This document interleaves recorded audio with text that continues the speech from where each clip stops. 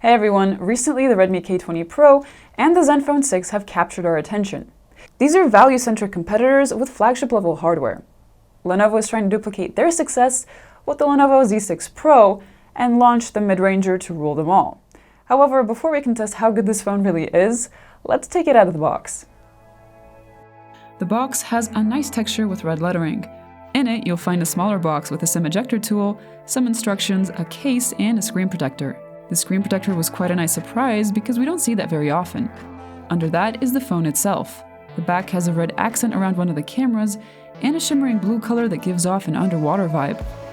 Under the phone is a cable and wall adapter.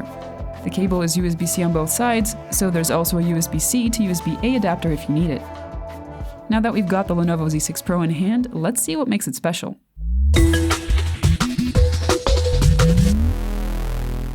Premium design. The Lenovo Z6 feels and looks better than most mid-rangers with a shimmering glass back and aluminum frame. Super AMOLED panel with an under-display fingerprint reader. The phone has a nearly 6.4-inch Full HD screen with an under-display fingerprint reader that looks great at first glance.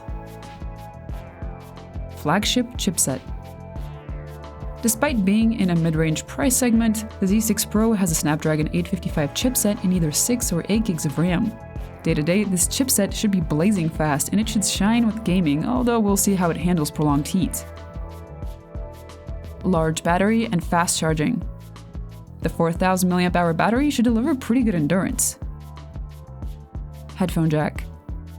It's sad that I'm counting this as a feature, but this phone is one of those rare unicorns that has a flagship chipset, an AMOLED screen, an affordable price, and a headphone jack. Expandable storage. Though the Z6 Pro comes with a base of 128 gigs of storage, the phone also includes an expandable card slot. The Lenovo Z6 Pro comes with Android Pie with UI 11.1 on top. It seems pretty minimal with only a few games installed, but it remains to be seen whether the UI helps or ultimately bogs down the phone. Almost 5 cameras.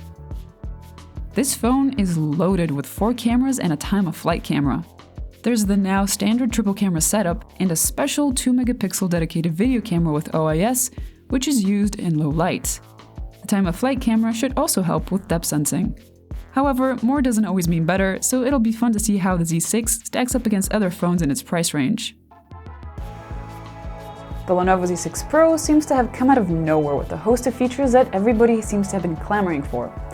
However, one thing is a feature on a specs page and another thing is a feature in the hand.